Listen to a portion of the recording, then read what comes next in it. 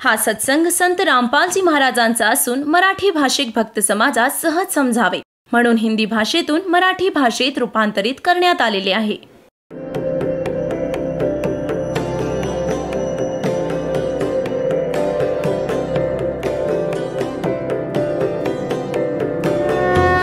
और ज्ञान सब ज्ञान डी कबीर ज्ञान सो ज्ञान और जैसे घोड़ा तोब कायम करता चले मैदान. जगद्गुरु तत्वदर्शी संत रामपालजी महाराजांचे अमृत वचन सर्व पवित्र धर्मांच्या व पवित्र शास्त्रांच्या आधारावर.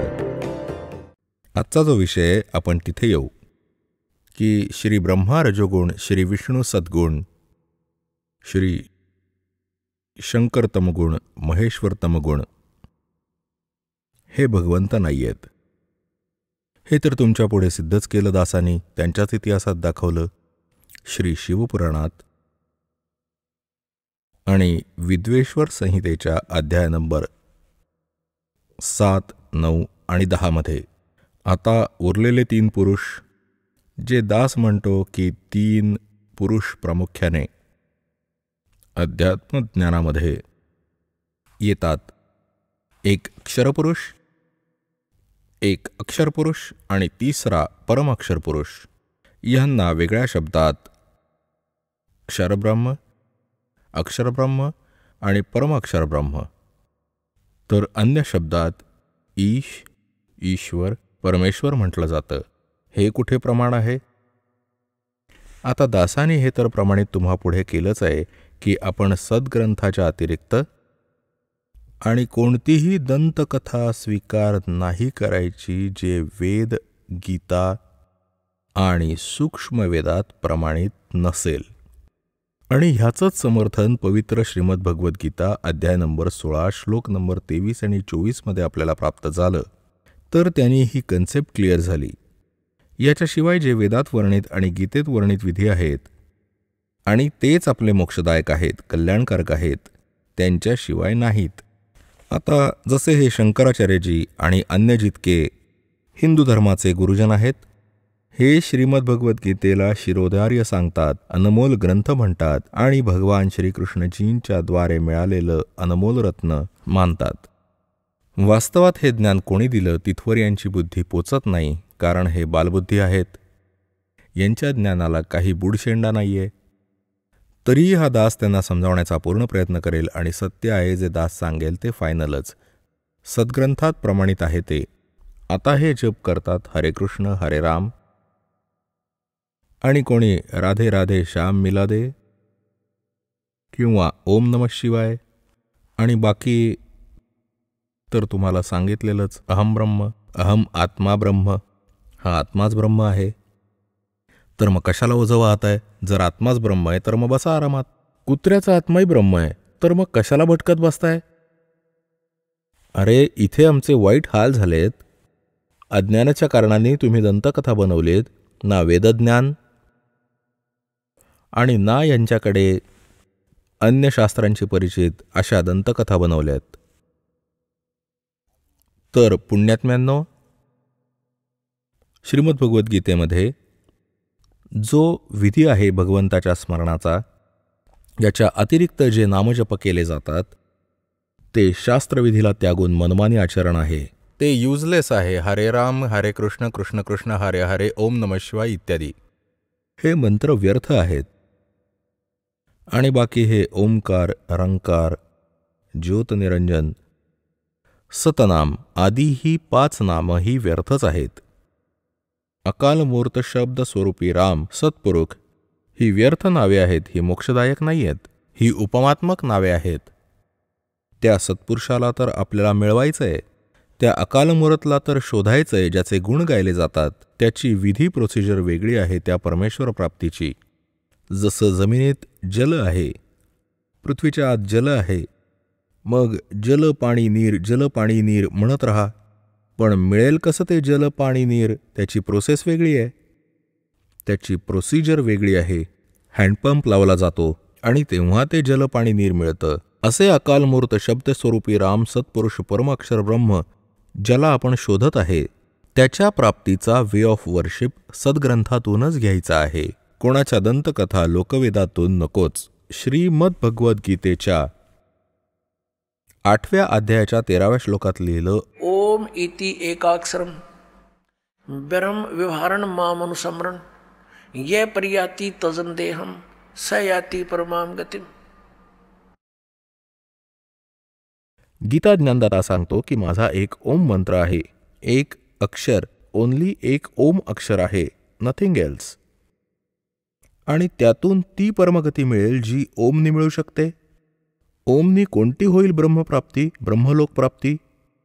आणि ब्रह्मलोकात गेलेले प्राणीही पुनरावृत्तीमध्ये आहेत. हे स्वतः म्हणतो अर्जुन, तुझे आणि माझे अनेक जन्म झाले आहेत. गीता ज्ञानदाता सांगतोय, तू नाही जाणत, मी जाणतो हे, तर ओमची गती पण श्रेष्ठ नाही आहे. म्हणून 7व्या अध्यायाच्या 18व्या श्लोकात गीता ज्ञानदाता म्हणतोय की हे सर्व ज्ञानी आत्मे आहेत, तर उद्धार ते परमात्म्याला समर्पित आहेत. पण हे माझ्या अनुत्तम गतीमध्ये आश्रित आहेत. ही माझ्या ओम नावाने मिळणारी जी परमगती ब्रह्मलोक प्राप्ती आहे, इथे जायच्या साधनेपर्यंत सीमित आहे. तिथे गेलेल्या प्राण्यांनाही परत जन्म मृत्यू मिळेल, त्यांना परमशांती नाही मिळू शकत. परमशांतीसाठी त्यांनी कन्सेप्ट क्लिअर केली आहे. 18व्या अध्यायाच्या 62व्या श्लोकात की अर्जुन, तू सर्व भावांनी त्या परमेश्वराला शरण जा, त्याच्या कृपेनेच परमशांती आणि सनातन परमधामाला प्राप्त होशील. माझ्या साधनेनी तुला ती गती नाही मिळणार ज्याने परमशांती आणि सनातन परमधाम म्हणजे सतलोक प्राप्त होईल. त्यासाठी त्यांनी ही कन्सेप्ट क्लिअर केली आहे की मी नाही जाणत, तू त्या तत्वदर्शी संतांना शोध. 4थ्या अध्यायाच्या 34व्या श्लोकात. आणि तत्वदर्शी संताची ओळख पण सांगितली आहे 15व्या अध्यायाच्या 1ल्या श्लोकात कि ऊपर को जड़वाला ऊर्ध्व मूलम अधः शाखम अश्वत्थम प्रायो अवम छंदासी यस्य पर्णानी ये तम वेद स वेदवित. की वर मूळ असलेला आणि खाली 3 गुणरूपी फांद्या असलेला श्रीमद भगवद्गीताच्या अध्याय नंबर 15च्या 1ल्या श्लोकाचा निष्कर्ष दास सांगतोय की वर तर मूळ समजा त्या संसाररूपी वृक्षाच्या आणि खाली फांद्या. 15व्या अध्यायाच्या 2ऱ्या श्लोकात स्पष्ट केलं आहे की या 3ही गुणरूपी फांद्या रजोगुण ब्रह्मा, सद्गुण विष्णू, तमोगुण शिवजी. आता इथे केवळ हिंट दिली गीता ज्ञानदात्यांनी, इथे काही विस्तृत ज्ञान नाही दिलं. त्यासाठी ऑप्शन सोडलाय की तत्वदर्शी संत सांगतील आणि मग ओळख सांगितली. तत्वदर्शी संत कोणते? त्या तत्वदर्शी संताची ओळख काय आहे? जे ह्या उलट्या लटकलेल्या संसाररूपी वृक्षाचे सर्व विभाग सांगतील. सवेदवेत, ते वेदांचं तात्पर्य जाणणारे आहेत, ते तत्वदर्शी संत आहेत. तर हे ज्ञान परमात्म्याने स्वतः येऊन 600 वर्ष आधी त्या परमाक्षर ब्रह्मनी आपल्या मुखारविंदांनी सांगून कबीरवाणीमध्ये त्या 5व्या वेदात सूक्ष्म वेदात सांगितलं होतं. त्या कबीर परमात्म्यानी, त्या धाणक कबीरांनी, विणकर कबीरांनी ते परमाक्षर ब्रह्म आहेत. ते म्हणाले की अक्षर पुरुष एक पेड़ है, निरंजन यानी सरपुरुष वा की डार और तीनों देवा शाखा हैं ये पात रूप संसार. हे ज्ञान परमात्म्यानी 600 वर्षांपूर्वी दिलं होतं. बघा इथे हा उलटा लटकलेला संसाररूपी वृक्ष माना. यावर कबीरजींनी, कबीर साहेबांनी, परमाक्षर ब्रह्मनी 600 वर्षांपूर्वी हे ज्ञान दिलं होतं की अक्षर पुरुष एक पेड़ है और सरपुरुष वा की डार और तीनों देवा शाखा हैं ये पात रूप संसार. जो जमिनीच्या बाहेर दिसून येतोय तो भाग झाड म्हटलं जातं, वृक्ष म्हटलं जातं.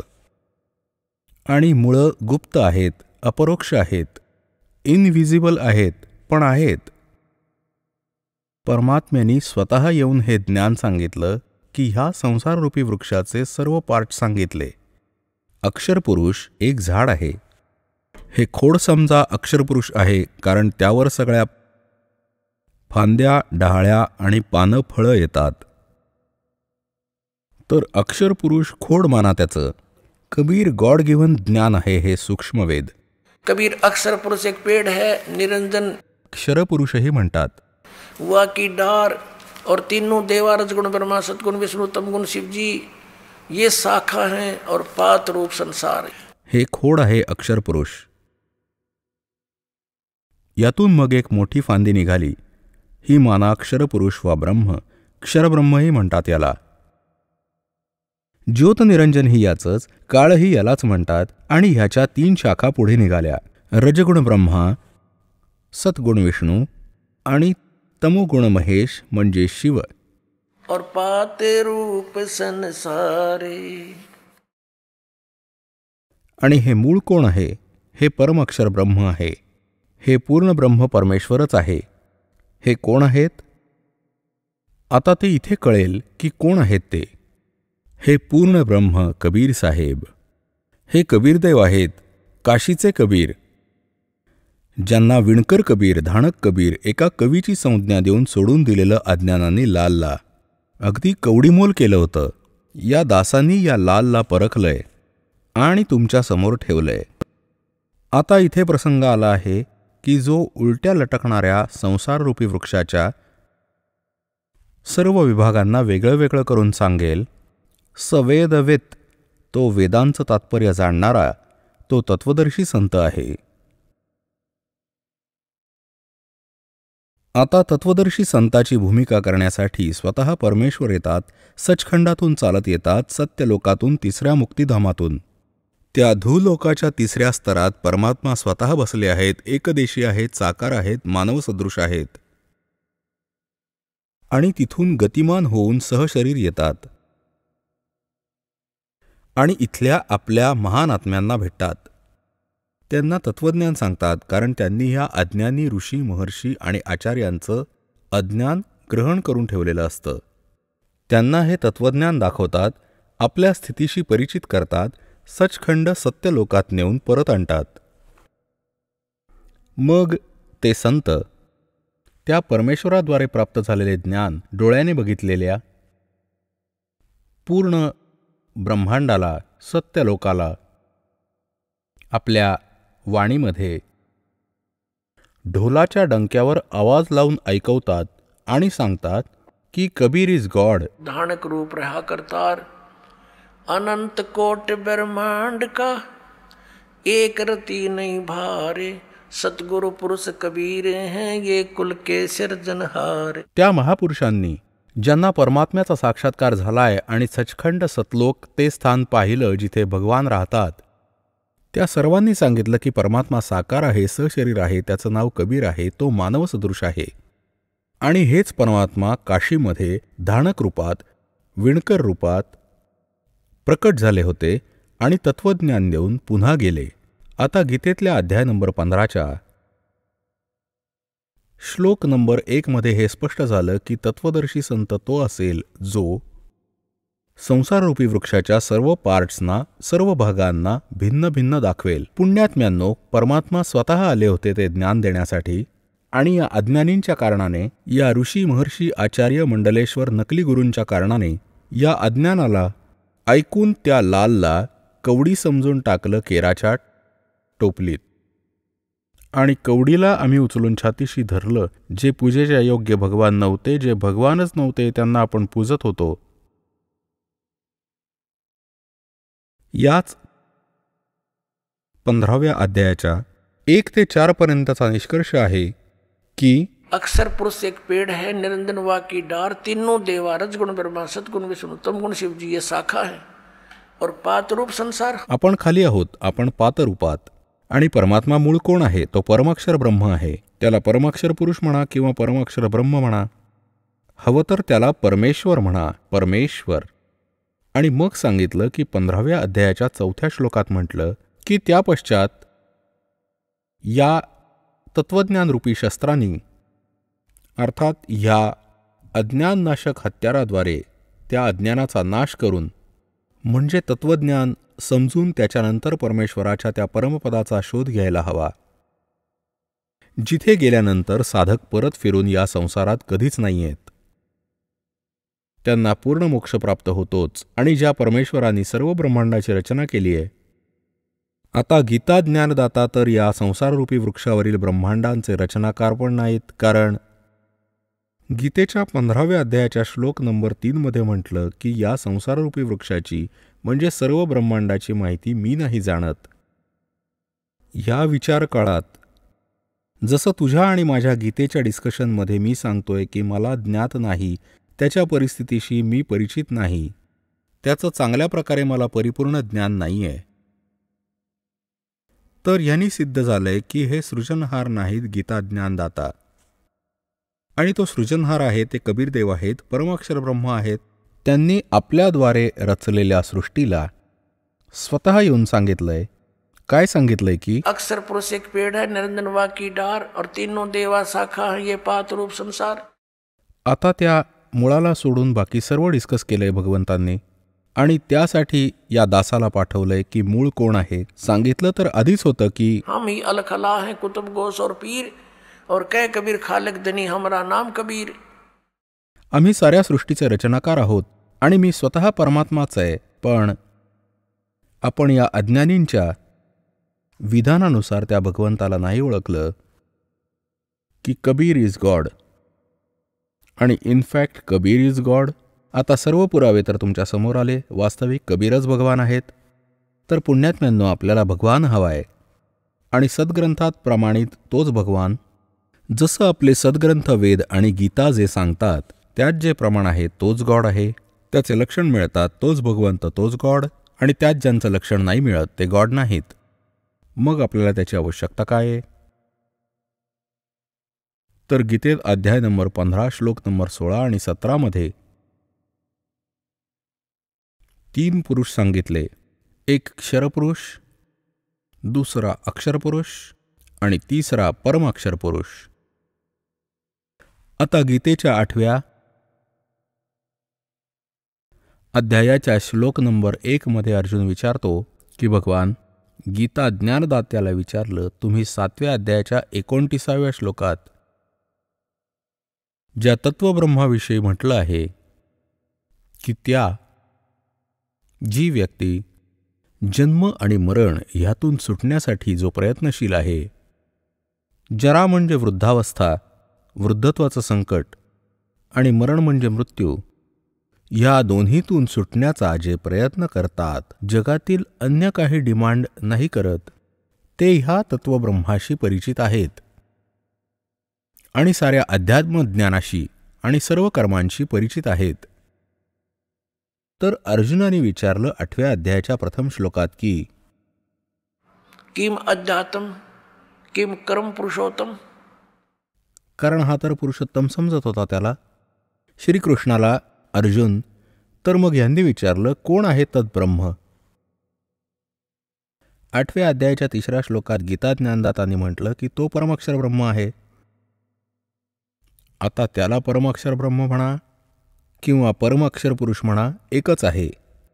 8व्या अध्यायाच्या 5 आणि 7 मध्ये गीता ज्ञानदाता सांगतोय की अर्जुन, तू युद्ध पण कर, माझं स्मरणही कर, माझ्यात भावित होऊन माझ्यावर श्रद्धा ठेवून भक्ती करत शरीर त्यागून गेलास तर मला प्राप्त होशील. 8व्या अध्यायाच्या 6व्या श्लोकात म्हटलं की अर्जुन, हे विधान आहे की अंत्यसमयी मन ज्याच्यावर आसक्त होते, ज्यावर ज्याची भावना जडते, ज्यावर ते भावित असतं अभावामुळे, त्यालाच ते प्राप्त होतं. हेच सूक्ष्मवेदातही म्हटलंय. आसा ता बासा होई, मन कर्म वचन सुमरियो सोई. आता आजवर जितकेही पवित्र हिंदू धर्मात धर्मगुरू होते त्यांनी गीतेच्या अध्याय नंबर 5 आणि 7चा तर अनुवाद केला. अनुवाद म्हणजे आपल्या प्रवचनात तर यांचं वर्णन करत असत की भगवंत म्हणतात, मला शरण ये, तू युद्ध कर पण मला शरण तर ये. पण 8व्या अध्यायातले 8, 9, 10 गीतेतच लिहिले. त्यांच्याविषयी टिप्पणी का नाही केली यांनी आजवर? कारण हे त्यांना ज्ञात नव्हतं. हे तत्त्वज्ञानाशी अपरिचित आहेत.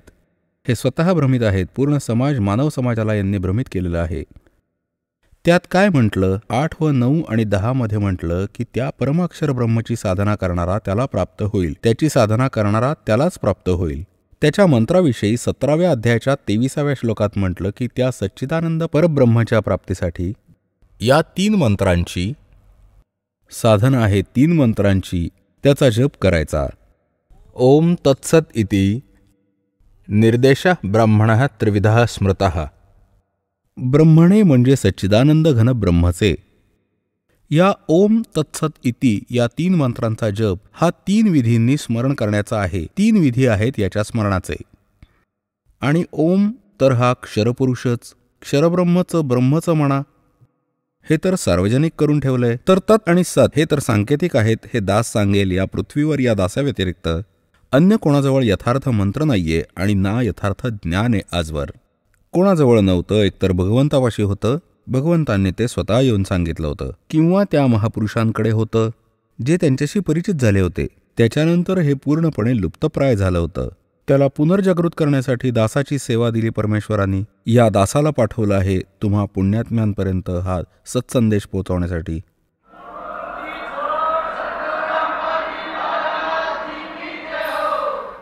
आता इथे 17व्या अध्यायाच्या 23व्या श्लोकात 3 मंत्रांचा जप आहे परमाक्षर ब्रह्मचा.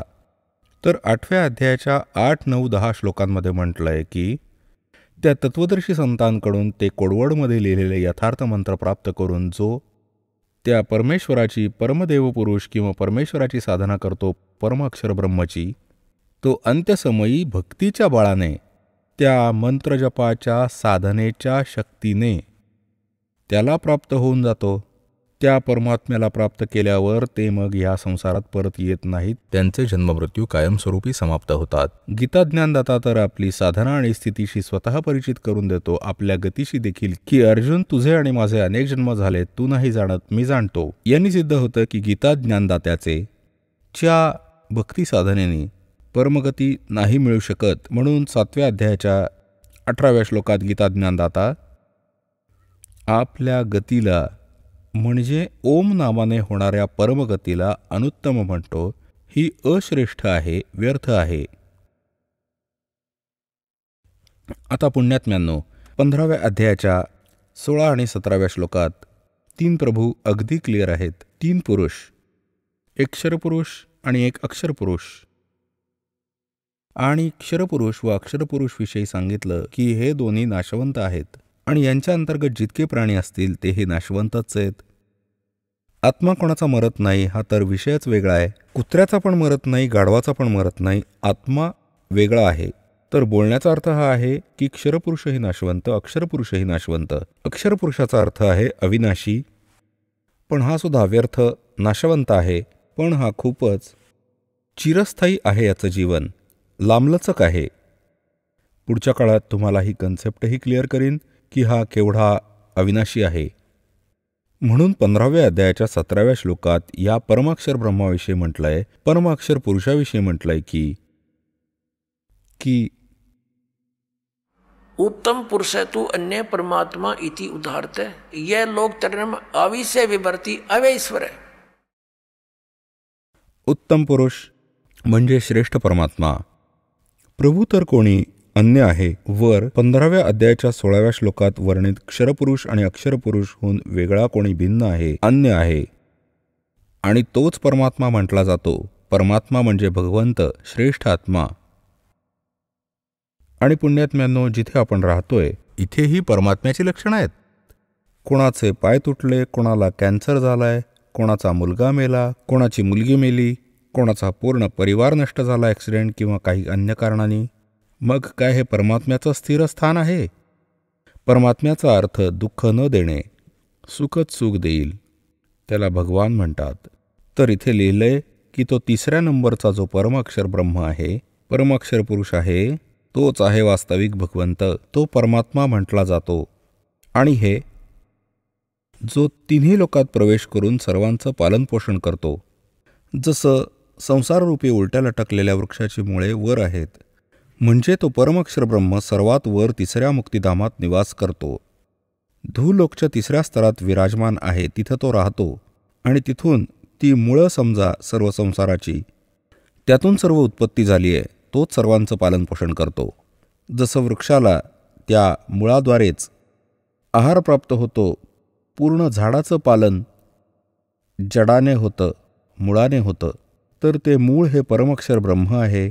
त्याला परमाक्षर ब्रह्म म्हणा, परमाक्षर पुरुष म्हणा. आणि खोड हे तर अक्षरपुरुष आहे. आणि त्यानंतर फांदी ही क्षरपुरुष आहे. हा ब्रह्मा विष्णू महेश यांचा पिता आणि त्याचे 3 पुत्र आहेत. 3 डहाळ्या आहेत याच्या. त्या फांदीच्या रजगुण ब्रह्मा, सतगुण विष्णू, तमगुण शिवजी. आणि त्याच्यापुढे मग इथे जेवढे जीव आहेत ते लटकले आहेत. तर ही कन्सेप्ट क्लिअर झाली की या भक्तिमार्गाच्या आत हेच 3 पुरुष आहेत, क्षरपुरुष, अक्षरपुरुष आणि परमाक्षर पुरुष. आणि परमाक्षर पुरुषाच्या साधनेसाठी तो गीता ज्ञानदाता स्पष्ट करतो की त्याला शरण जा, त्याची साधना करा, त्यांनीच पूर्ण मोक्ष मिळेल. मग अन्य जणांची साधना आपण का बरं करावी, इतरांची पूजा का बरं करावी? अज्ञानाच्या कारणाने.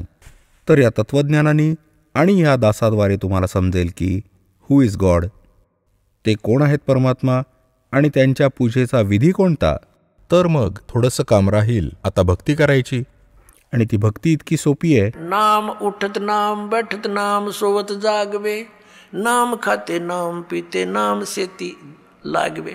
जसा हठयोग करत असायचे, उभे राहून तपश्चर्या करायचे, हे अयोग्य होते. हे मनमानी आचरण होतं. आम्हाला वाटायचं ह्यानीच भगवंत मिळतो, आमचा नंबर नाही येऊ शकत, आम्ही मुलं बाळं पण नाही त्यागू शकत, भगवंत संन्यास घेतल्यावरच मिळतो. हा अज्ञानामुळे आपला विचार असे. आता तत्त्वज्ञानाच्या प्रकाशाने आपल्याला ज्ञान मिळालं, ते तर फुकटचं ओझं वाहत होतो. त्याविषयी म्हटलंय की डंब करे डोंगर चढे. दंभ म्हणजे पाखंड करतात, उंच ठिकाणी जाऊन बसतात, आसन पदम लावून, धुनी लावून, चिमटा काढून, की दुरून पाहिलं कोणी तर वाटेल एक महात्मा बसलेत. आम्ही विचार करत होतो की भाऊ असा मिळतो भगवान अज्ञानतावश. याविषयी सूक्ष्मवेदात म्हटले आहे, दंभ करे डोंगर चढे. डोंगर म्हणजे उंच स्थानावर, डोंगरावर बसतात. डंब करे डोंगर चढे अंतरजीनी झूल, और जग जाणे बंदगी करे ये बोव सूळ बबूल. होय होय.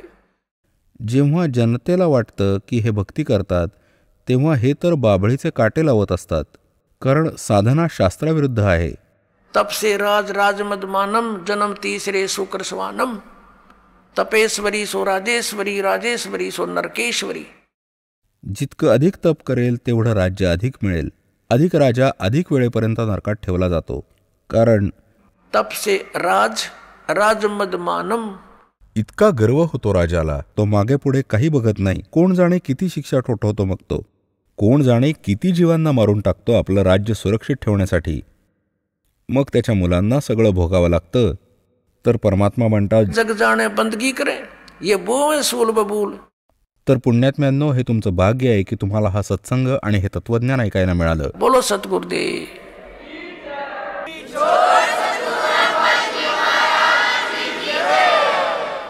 परमपिता परमात्मा पूर्ण ब्रह्म सर्व सृष्टी रचनहार कुळाचे मालक कबीर देवजी, कबीर परमात्म्याच्या असीम कृपेने आम्हाला हा सत्संग प्राप्त झाला. पुण्यात्म्यांनो, सत्संगाचा काय अर्थ आहे? साधी गोष्ट आहे, जिथे सत्यता असेल, सत्याचा आधार आहे, त्यालाच सत्संग म्हणतात. तर हा सत्संग अध्यात्म ज्ञानाचं प्रचार माध्यम असं समजावं की अध्यात्म मार्गात जे विचार दिले जातात त्याला सत्संग म्हणतात. मग ते खरे द्या, शास्त्रानुकूल द्या, प्रमाणित द्या, त्यालाच सत्संग म्हणतात.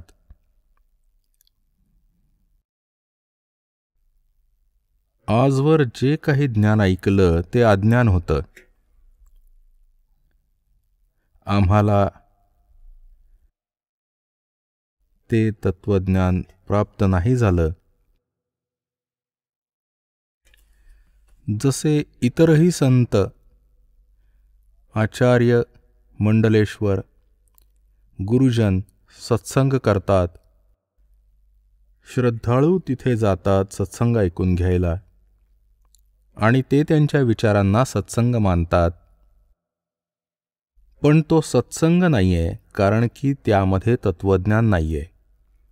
ते केवळ दंतकथा, लोकवेद आणि शास्त्राविरुद्ध प्रचार करतात, तो सत्संग नाहीये.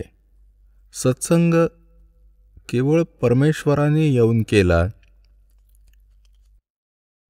कबीर परमेश्वरजींनी, अखिल ब्रह्मांडाच्या स्वामींनी अशा सत्संगाची माहितीच स्वतः येऊन प्रदान केली. त्याचं तत्त्वज्ञानही स्वतःच आपल्यापुढे मांडलं. परंतु त्यावेळी आम्ही अशिक्षित होतो आणि आमचे गुरुजन जेवढे होते पवित्र हिंदू धर्माचे, ते संस्कृत पंडित होते, परंतु अध्यात्मज्ञानात ते शून्यच होते. शून्य म्हणजे शून्य. त्यामुळे आम्ही त्या परमात्म्याचं ते तत्त्वज्ञानच, तो सत्संगच समजलो नाही. आणि आम्ही परमेश्वराला एक सरळ, एक गुरु, संत आणि कोणीतरी व्यक्ती, त्यांनाही केवळ एका कवीपर्यंत सीमित केलंय. आता कळते की ते परमात्माच होते. तर त्याही वेळी परमेश्वर तेच तत्त्वज्ञान सांगत असायचे जे आज दास तुम्हाला परमेश्वरांनी सांगितलेलं ते ज्ञान सांगतोय. आणि परमेश्वरांनी सांगितलेल्या त्या ज्ञानाला प्रमाणित करण्याकरता की हे खरं ज्ञान आहे कबीर देवांनी दिलेलं, कबीर देवांनी 600 वर्ष आधी वर्णित केलेलं, आपल्या मुखकमलांनी उच्चारून त्यात सच्चिदानंद गणब्रह्माची वाणी बोलले, ते तत्त्वज्ञान म्हटलं, ते खरं होतं, खरंच आहे आणि खरंच राहील. त्याच्या समर्थनार्थ आपल्या त्याच पवित्र सद्ग्रंथांची दास तुम्हाला ओळख घडवेल, ज्यामध्ये आज ते ज्ञान विद्यमान आहे. आणि त्यावेळी देखील, ज्याही वेळी परमात्माच्या ज्ञानाला हे नकली गुरु, केवळ संस्कृतचे वक्ते हे म्हणतच नाकारून टाकत राहत की कबीर अशिक्षित आहेत, ते एका छोट्या जातीचे विणकर आहेत आणि त्यांनाही धड संस्कृत येत नाही. कारण संस्कृत केवळ ब्राह्मणच शिकू शकायचे आणि सर्व सद्ग्रंथ संस्कृतमध्ये विद्यमान होते. त्यांचा हा दाव असायचा. आणि आम्हालाही हे समजतच नसायचं की खरोखर कबीर साहेब संस्कृत नाही शिकले आणि त्याच कारणामुळे ते सद्ग्रंथ जाणत नाहीत अजिबात. आणि जे आमचे गुरुजी, ह्याच पवित्र हिंदू धर्माचे गुरुदेव, जे शंकराचार्य मानलेत, आदिशंकराचार्य, त्यांच्याद्वारे जो ज्ञान ओघ आला तो पूर्ण हिंदू समाजात सामावला आहे. त्यांचंच ऐकून ज्ञानाचा पुढे ब्राह्मण लोक आपल्या आपल्या क्षेत्रात ह्याचा प्रचार करत असत. आता कोणतं ज्ञान सांगत? श्री ब्रह्मा, विष्णू, महेश हे अविनाशी होत, त्यांचे कोणी मातापिता नाही. परमेश्वर कबीरदेवजी 600 वर्ष आधीच म्हणाले की हे नाशवंतच, यांचे जन्ममृत्यू होतात, ते पूजेच्या योग्य नाहीत, ते परमात्मा नाही आहेत. तर त्याच वेळी परमेश्वराचा घोर विरोध केलेला होता या नकली गुरूंनीच. परमात्मा सत्संग करत असत, खरं ज्ञान प्रदान करायचे, आणि हे नकली गुरु आचार्य हे शास्त्रविरोधी ज्ञान प्रदान करत असत. आजवर यांचाच बोलबाला होता, कारण आपण शास्त्रांना अपरिचित होतो. आज दया केली त्याच परमपिता परमेश्वराने या दासावर कृपा केली.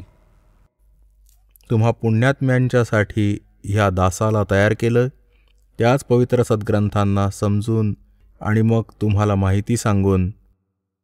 आणि आज आपण शिक्षित आहोत. सद्ग्रंथ जवळजवळ सर्वच अनुवादित आहेत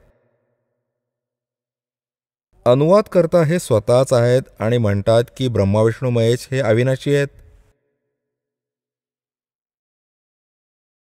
तर पुण्यात्म्यांनो, 21 ब्रह्मांडात सत्संग नाही आहे याच दासच्या अतिरिक्त, याच बरवालाच्या अतिरिक्त. हा अभिमान समजू नका, हा सच्चेपणा समजा. अभिमान तर अशा व्यक्तीला असतो ज्याने असं स्वतःचं काही शोधलं. अभिमान तर त्यालाही नाही पाहिजे, पण हा स्वभाव आहे, होतोच तो. परंतु जे ज्ञान दास तुमच्या समक्ष सांगत आहे ते जर आधीच परमात्म्याने आम्हाला सांगितलं, बक्षीस दिलेलं, ते दास तर ते ज्ञान समजावतोय की भगवंतांनी असं 600 वर्ष आधीच म्हटलं आणि आज जर आपल्या सद्ग्रंथातही आढळलंय, त्यावेळी त्यांच्यातही लिहिलेलं. तर पवित्र हिंदू धर्माचा हा प्रचार कुठून प्रारंभ झाला? आदरणीय आदिशंकराचार्यजींपासून. हे आदिशंकराचार्य कोण होते?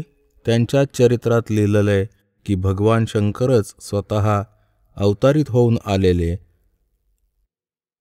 आणि मातेच्या गर्भातून जन्मलेले. 8 वर्षांपासूनच हे दीक्षित झाले होते. संस्कृत लहानपणीपासूनच वाचू लागले आणि 32व्या वर्षी त्यांचा मृत्यू झाला होता रोगाच्या कारणाने. इतकं तर पुण्यात्म्यांना मानायला हवं, यांची सुद्धा देणगी आहे अशा महापुरुषांची, की शंकराचार्यजींचा जन्म तेव्हाच होणं एक वरदान ठरलंय आपल्यासाठी. कारण की त्याच समयी बौद्ध धर्माचा प्रचार बराच चालू होता आणि शंकराचार्यजींनी बौद्ध धर्माचा त्याचाच विरोध केलेला ज्ञानाने, भांडणाने नाही, ज्ञानाने विरोध केलेला. आणि त्याचाच परिणाम हा झाला की आजवर भक्ती जीवित आहे. जर बौद्ध धर्म पसरला असता भारतवर्षात तर पूर्ण भारतवर्ष नास्तिक असतं. बौद्ध धर्म आला चीनला, पूर्ण चीन नास्तिक झालंय. अशा प्रकारे पुण्यात्म्यांनो, जर त्याच समयी हे पुण्यात्मा आदिशंकराचार्यजी नसते ना, तर आज आम्ही राम हे नावही घेतलं नसतं. परंतु गोष्ट तीच झाली ना, आकाशातून पडले आणि खजुरावर अडकले, मग काय मिळालं? शंकराचार्यजींनी आम्हाला काय ज्ञान दिलं? की जीव हाच ब्रह्म आहे. मग अजून काय सांगितलं? की श्री शिवशंकर भगवान हेच परमात्मा आहेत, विष्णू भगवान हेच परमात्मा आहेत, शिवशंकर हे परमात्मा आहेत, ब्रह्माजी हे परमात्मा, हे अविनाशी आहेत, यांचे जन्ममृत्यू नाही होत. आणि हे त्यांच्याच आदरणीय शंकराचार्यांचे हे पूज्य इष्टपण रामकृष्ण, श्रीकृष्ण आणि भगवान विष्णू, भगवान शंकर आदी ब्रह्माजींची तर पूजा हे करत नाहीत. आजचा जो सत्संग आपल्यासाठी असेल, तो सत्संग 21 ब्रह्मांडात नाही आहे.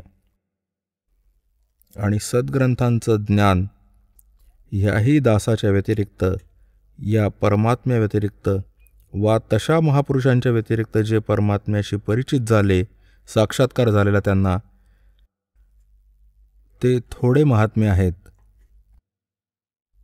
पूर्ण विश्वात त्यांच्याही व्यतिरिक्त पूर्ण विश्वात ज्ञान नाही, अध्यात्म ज्ञान बाकी नाही, वेद आणि शास्त्रांचं ज्ञान नाही. मग सत्संग काय केलं अशांनी? उलट ज्ञान सांगितलं. आता तुम्हाला दाखवतो की ही जी शंकराचार्य परंपरा आहे त्यात कशी पूजा असते, तिथे काय सत्संग सांगतात आणि कोणाला हे पूज्य मानतात. पुण्यात्म्यांनो, एक विशेष कृपा आहे परमात्म्याची. आज मानव समाजाला ते सत्य ऐकायला मिळत आहे ज्याची आम्हाला आधीच आवश्यकता होती. तरीही आम्ही आभारी आहोत त्या परमपिता कबीर भगवंताचे, ज्यांनीच प्रकटून स्वतः दया केली आम्हा दासांच्यावर आणि हे तत्वज्ञान समजावलं. हे बघून घ्या, एक पुस्तके, एक पत्रिका मासिक श्रीमाता आणि हे श्रीमाता कम्प्युसिस प्रायव्हेट लिमिटेडचं प्रकाशन. आषाढ पौर्णिमा संवत 2066, जुलै 2009, वर्ष 8, अंक 97. हे तसंच इथून प्रसिद्ध होतं. शंकराचार्य परंपरा संपोषिका श्री विद्यासाधक सहायिका. ह्यामध्ये शंकराचार्य परंपरा इथून सुरू होतीये. नारायणम पद्मभुवम वशिष्ठम शक्तिम च तत्पुत्र पराशरम च व्यासम शुकम गौडपदम महंतम गोविंद योगेंद्रम अस्य शिष्यम. आता हे काय सांगितलं की हे ते त्यांचे पूज्य देव. कोण? नारायणापासून सुरू ते नारायण. मग तिथून मग वसिष्ठजी, ब्रह्मर्षी वशिष्ठ. वशिष्ठजींचे पुत्र होते ते शक्तिदेव, हे श्री शक्तिदेव. आणि शक्तिजींचे पुत्र होते ते पराशर, यांनाच पाराशरही म्हणतात. श्री पाराशरजी आणि पराशरांचे पुत्र होते ते व्यासजी, भगवान वेदव्यासजी. आणि वेदव्यासजींचे पुत्र होते ते शुकदेवजी. त्यांच्यानंतर मग श्री गौड पादाचार्य, श्री गोविंद भागवत पादाचार्य. आणि मग हे त्यांच्यानंतर झाले श्रीमद आद्य शंकराचार्य. आद्य शंकराचार्य. नारायणम स आरंभम शंकराचार्य मध्यम.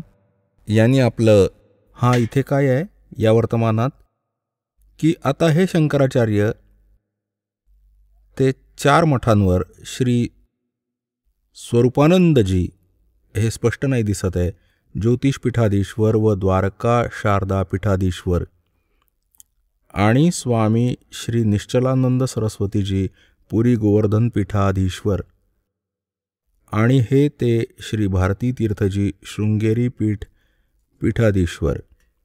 मग यांचे हे ते भगवंत कोणते हे बघूयात. हे नारायण किंवा विष्णूजी, आणि हे श्री ब्रह्माजी, आणि हे श्री शिवजी. हे त्यांचेच आराध्य देव. हा एक ग्रंथ आहे, ज्योतिर्मय ज्योतिर्मठ. अजून दाखवतो तुम्हाला.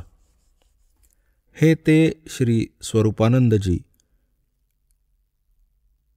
शंकराचार्य 2 पीठांचे पीठाधीश्वर. बघा नीट इकडे. हे ते शंकराचार्य जे वर्तमानात 2 पीठं सांभाळत आहेत, ज्योतिर्पीठ आणि द्वारकापीठ. आता इथे बघून घ्या दुसऱ्या पानावर, ज्योतिर्मय ज्योतिर्मठ हे पुस्तकाचं नाव. हे कोणाचे संरक्षक होते?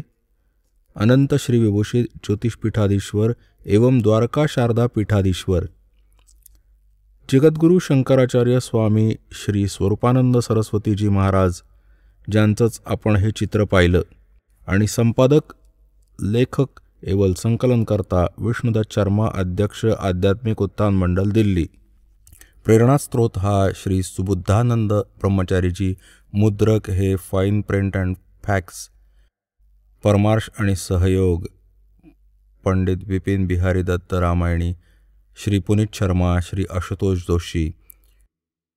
प्रकाशक हे अखिल भारतीय आध्यात्मिक उत्थान मंडल, 1/3234, गल्ली नंबर 2, रामनगर विस्तार, मंडोली रोड, शहादरा, दिल्ली. हे त्यांचेच फॅक्स आणि फोन नंबर. अच्छा, इकडे दाखवतो तुम्हाला 2 नंबर इकडे. आता हे हे एक त्यांचंच पॅड आहे, त्याच्यावर इथे त्यांनीच लिहिलं पूज्य श्रीचा संदेश. कोणाचा? श्री स्वामी स्वरूपानंद सरस्वतीजींचा. महाराज अनंत. इकडे बघा उपमा किती मोठी दिली आहे. अनंत श्री विभूषित श्रीमद जगद्गुरु शंकराचार्य ज्योतिषपीठाधीश्वर श्री स्वामी स्वरूपानंद सरस्वतीजी महाराज, ज्योतिर्मठ बद्रिकाश्रम हिमालय संचार यात्रा स्थान. हा त्यांनीच स्वहस्ते लिहिलेला लेख आहे. आमचे शंकर अद्वैत दर्शनाच्या अनुसार हे काही शांकर अद्वैत हे काही त्यांचं लिखित जे आदिशंकराचार्यजींनी लिहिलेलं अनुसार भूतभौतिक प्रपंचाच्या मुळाशी प्रकाश आणि विमर्श 2 गोष्टी आहेत, जे मणी आणि त्याच्या तेजा समान परस्पर अभिन्न आहे. प्रकाश शिव आणि चर्चा त्याची शक्ती, जसं शिव आणि पार्वती हे बघा त्याची शक्ती आहे. पार्वती आणि परमेश्वर वा त्रिपुर सुंदरी व त्रिपुर सुंदर त्याचं अभिव्यक्त रूप आहे.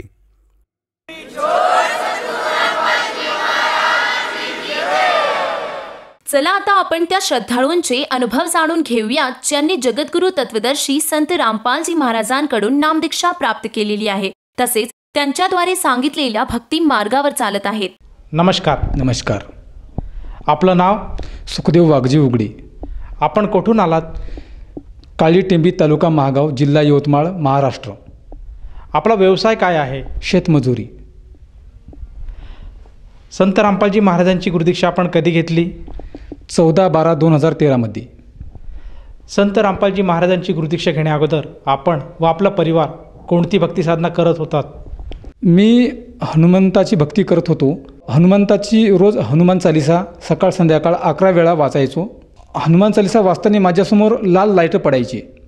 लाल लाईट पडताना मी त्या लाईटाला भिलो नव्हतो, कारण आमच्या शेजारी माहूर तालुका आहे. त्या माहूर तालुक्यामध्ये दत्त जयंतीच्या वेळेस यात्रा भरायची. त्या यात्रामधून शेजारचे मुलं तेथून खेळणे आणायचे आणि तेथून एक ते लालटेनची बॅटरी आणायची.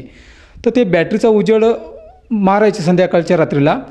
तर ती मी पाहायचो.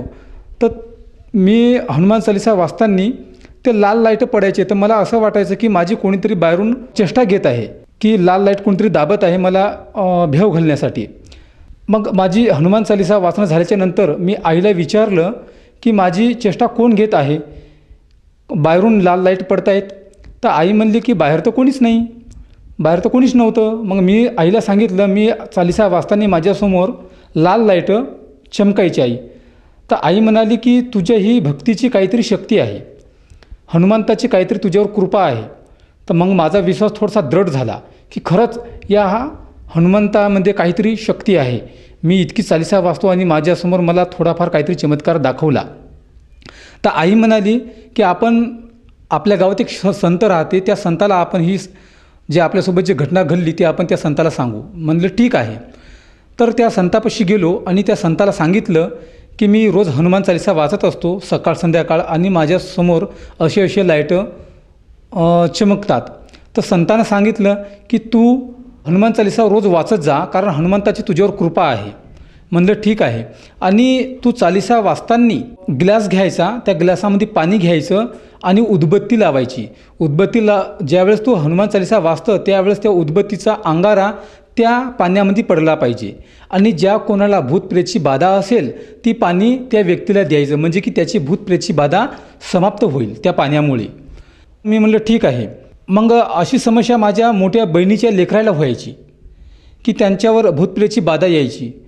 तर आईनं बहिणीला सांगितलं होतं की सुखदेवला आपल्या हनुमंताची खूप कृपा आहे त्याच्यावर, त्याच्यापासून भूतप्रेची बाधा दूर होते त्यानं जर पाणी दिलं लेकराला तर मग बहीण लेकराला घेऊन माझ्यापाशी आली, तर मी संध्याकाळचं पाणी घेऊन अगरबत्ती लावून हनुमान चालीसा 11 वेळा वाचला आणि ती पाणी मुलाला दिलं, तर खरंच त्या मुलाचा भूतप्रेत बाधा दूर झाला. मग माझा विश्वास अजून दृढ झाला की खरंच शक्ती आहे हनुमंतामध्ये. मग मी शनिवारचे उपास करायचो. हनुमंताला एवढी शक्ती असा मानायचा की याच्यावरचा देवच नाही, म्हणजे एवढा माझा विश्वास दृढ झाला. मग कधी बी बहिणीच्या लेकराला भूतप्रेची बाधा काही झाली की बहीण माझ्यापाशी यायची आणि मी पाणी द्यायचो. आणि माझ्यासमोर हनुमान चालीसा वाचता वाचता वरून पत्राला एक असा दगड होता, वरी अटकून असा पत्राला दगड होता. मी हनुमान चालीसा वाचताना तो दगड माझ्या डोक्यात पडला. असा दंग राहिलो मी की खरंच एवढा दगड माझ्या डोक्यात पडला आणि मला काहीच झालं नाही. मग माझा विश्वास अजून दृढ झाला. पण असे भक्ती करता करता एक दिवस माझी बहीण वेडी झाली. लहानी बहीण वेडी झाल्यावर तिलासुद्धा मी हनुमंताचं रोज 11 वेळा पाणी दिलं, सकाळी पाणी दिलं, संध्याकाळी पाणी दिलं, पण ती काही दुरुस्त झाली नाही. मग आई म्हणे मी दुसऱ्या वैद्याकडे नेतो हिला. म्हणलं ठीक आहे घेऊन जा. दुसऱ्या वैद्याकडे नेलं, वैद्यापाशीसुद्धा ती चांगली झाली नाही. मग कुठल्याही देवी देवतापाशी चांगली झाली नाही. मग माझा हनुमंतावरचा विश्वास उडाला. देवा, मी तुमची इतकी भक्ती करतो, माझ्या बहिणीची भूतप्रेत बाधा दूर झाली आणि आज माझी बहीण जी वेडी झाली लानी तिचं दुःख दूर नाही झालं का? कारण मग हिचं जर दुःख दूर होत नसेल तर मग तुमच्या शक्तीचा काही उपयोगच नाही, काही फायदाच नाही तुमची हनुमान चालीसा वाचून, असं मी म्हणालो. असं म्हणलं आणि आईला सांगलं, आई मी आजपासून हनुमान चालीसा सोडून देणार. म्हणजे का? कारण आपल्या बहिणीचं दुःख दूर होत नाही आहे. मग ह्या हनुमान चालीसा वाचून काय फायदा आहे म्हणलं. आज माझी बहीण एवढी वेडी झाली की तिला भान नाही स्वतःचं, लेकराचं, नवऱ्याचं, भावाचं, आई वडिलाचं. मग काय करायचं आपण ही भक्ती करून.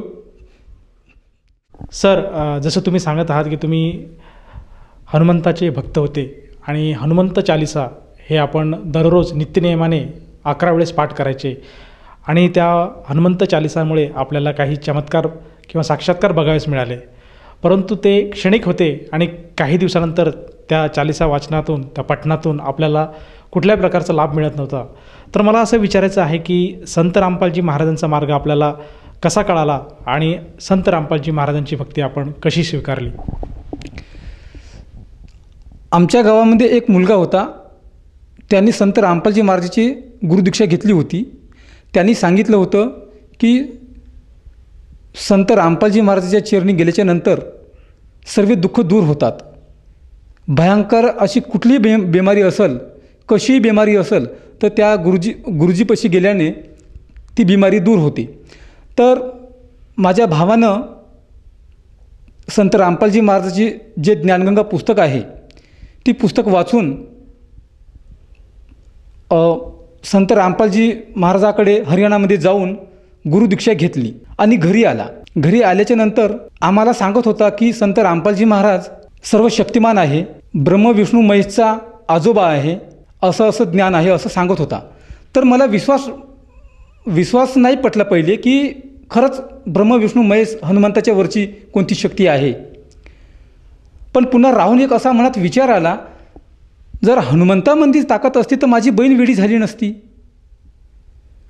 मग मी भाऊ रोज संध्याकाळी सत्संग लावायचा आणि मी ते सत्संग पाहायला बसलो होतो. मग सत्संग पाहता पाहता मला ते सत्संग आवडायला लागला.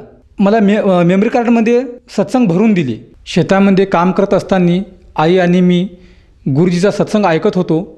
त्या सत्संगामध्ये गुरुजीनं वाणी सांगितली होती, मैं रो तू सृष्टि को, ये सृष्टि रो हे मोहे, कहे कबीर योग को समज ना सकता कोई. ही वाणी ऐकून माझ्या हृदयाला लागली आणि आईला म्हणालो की आई, परमात्मा आलेले आहेत, संत रामपालजी महाराज या धर्तीवर आलेले आहेत आणि आपण त्यांच्याकडं नामदीक्षा घेऊ आणि आपल्या बहिणीलासुद्धा तिथं नेऊ. ही वाणी ऐकून माझ्या हृदयाला लागली आणि संत रामपालजी महाराजाकडे गेलो आणि नामदीक्षा घेतली. सर, जसं तुम्ही सांगत आहात की पूर्वी आपण हनुमंताची भक्ती करत होतात, त्या भक्तीमुळे आपल्याला कुठल्याही प्रकारचा लाभ प्राप्त झाला नाहीत आणि मग तुम्हाला संत रामपालजी महाराजांचं ज्ञान कळालं, त्यांनी जी सांगितलेली वाणी आपल्या हृदयाला भेटली आणि त्या अनुषंगाने आपण संत रामपालजी महाराजांची गुरुदीक्षा घेतली. जेव्हा आपण संत रामपालजी महाराजांची गुरुदीक्षा घेतली, त्या गुरुदीक्षेमुळे किंवा त्या साधनेमुळे आपल्याला व आपल्या परिवाराला काही लाभ प्राप्त झालेत का? मला मूळव्याधाचा खूप त्रास होता.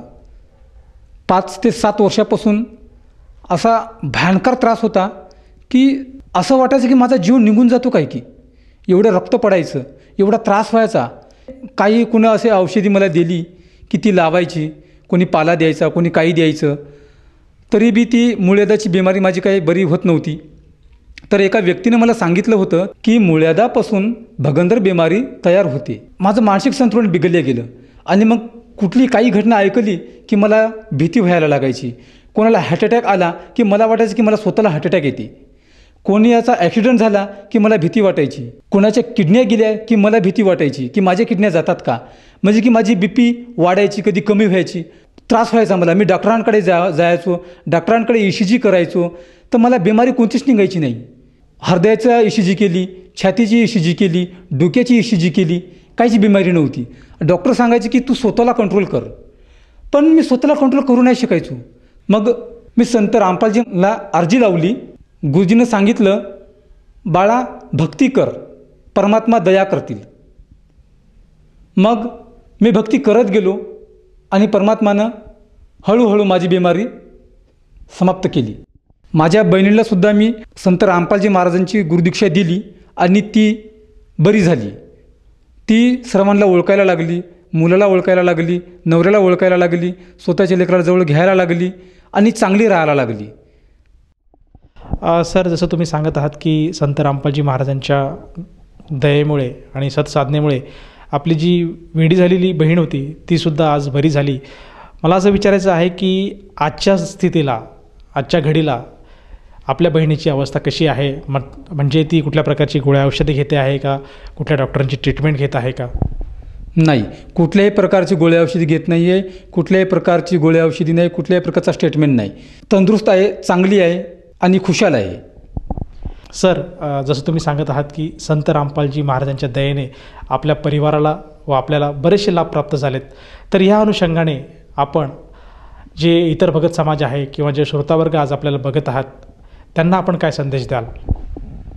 त्यांना मी इतकं सांगू इच्छितो की विविध चॅनलवर संत रामपालजी महाराजांचे कार्यक्रम येतात. ते कार्यक्रम पहा. ज्ञानगंगा, जगण्याचा मार्ग ह्या पुस्तक संत रामपालजी महाराजांकडून प्राप्त करून घ्या. विविध चॅनलवर जे कार्यक्रम येतात त्याच्या स्क्रीनवर नंबर दिले जातात. त्या नंबरावर फोन करून आपण ते पुस्तक व्हॉट्सअपद्वारे मागू शकता.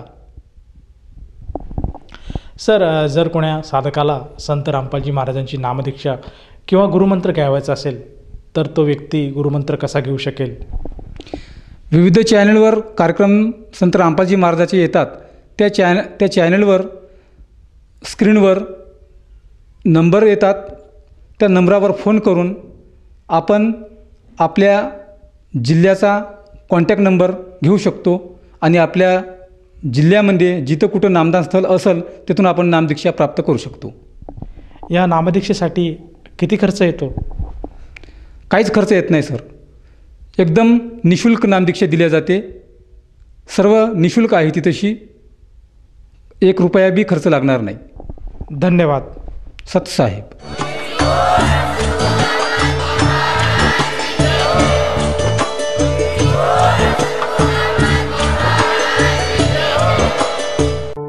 आपण ऐकत होता जगद्गुरु तत्वदर्शी संत रामपालजी महाराजांचे मंगल प्रवचन.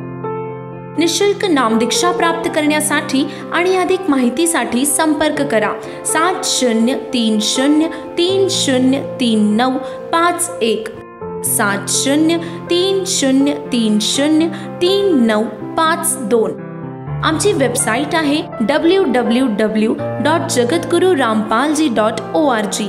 सर्व पवित्र धर्मांच्या पवित्र शास्त्रांवर आधारित प्रमाणित अनमोल पुस्तक ज्ञानगंगा किंवा जगण्याचा मार्ग यापैकी कोणतेही एक पुस्तक निशुल्क मागविण्यासाठी आम्हाला आपले पूर्ण नाव, पूर्ण पत्ता, पिनकोड सहित आणि फोन नंबर लिहून 7030303951 7030303952 या नंबरावर SMS करू शकता किंवा आम्हाला 7030303950 या नंबरावर WhatsApp देखील करू शकता.